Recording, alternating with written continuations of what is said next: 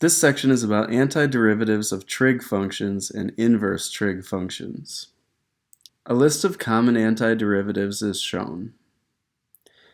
Can we find the sine area under the curve of f of x equals sine x from 0 to pi?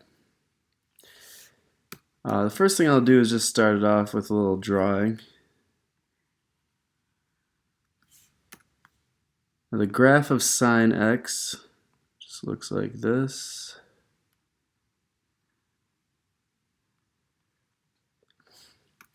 And we would like to find the area under the first half of it. That would be the positive crest here. And we want to go from an x of 0 to an x of pi.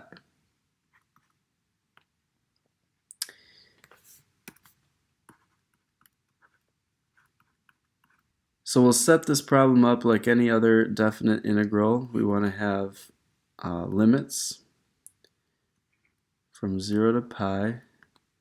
And we'll take the antiderivative of the function sine x dx. So you may recall from past calculus studies that there is a cycle of sines and cosines when it comes to differentiation. So the cycle could start with f of x equals sine x. And then the first derivative of that would be cosine x. If you differentiate once more, it comes back to negative sine x. And then if we differentiate a third time, we'll get negative cosine x. Finally, if we do a fourth derivative, it will return us to the original sine x. And so after we go down and down and down, we can now cycle back around, thus showing the cycle of sines and cosines. So what we want to do now is we want to do the opposite of differentiation. We want to do anti-differentiation. So we're actually going to start down here with f of x equals sine x. And we want to find the antiderivative of that.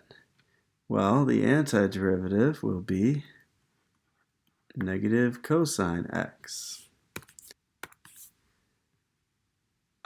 Then the antiderivative of negative cosine x, of course, will be negative sine x. And then we'll do an antiderivative of that and get cosine x. And then cosine's antiderivative would be sine.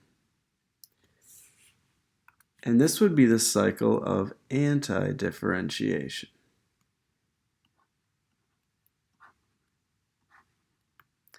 But when we get to the top, we just cycle right back around. So this is differentiation.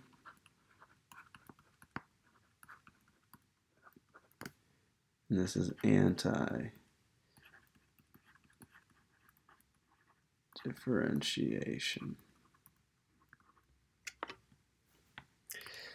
Okay, so with that in mind, the antiderivative of sine x is going to be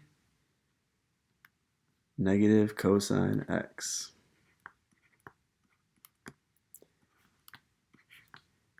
And we'll put our limits down. And we'll use the fundamental theorem of calculus to evaluate.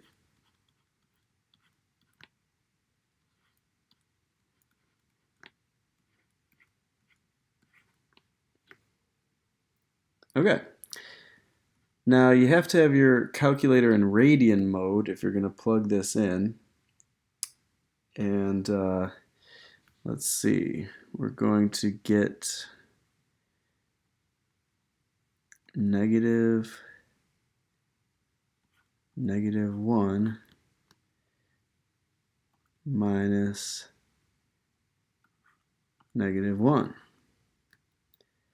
So that is 1 plus 1, that's 2. So the area under the curve is 2. If we were to carry the integral out farther, all the way to 2 pi, what would we get?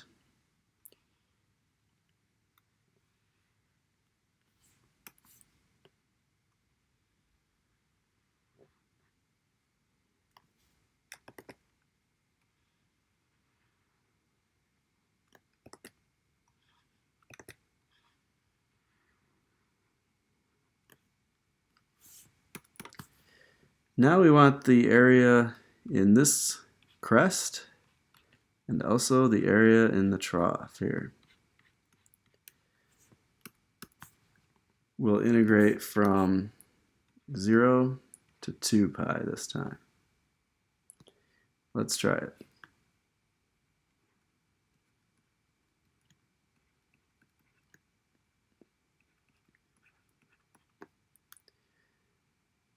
Now, just by inspection, think about what the answer should be, and then we'll see if we can get our calculus to work out. The negatives are a little tricky.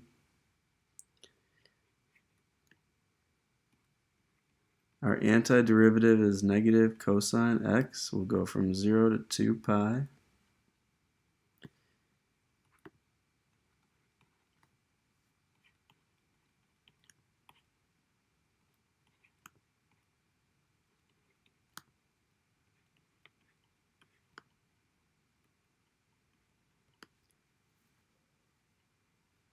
Okay, so cosine of 2 pi is just 1. So we're going to get negative 1 minus negative 1. But that would be negative 1 plus 1. So the answer is 0. We've got an area of 2 up here, and then this will account for a negative 2 because it's below the x-axis. So the two areas cancel out.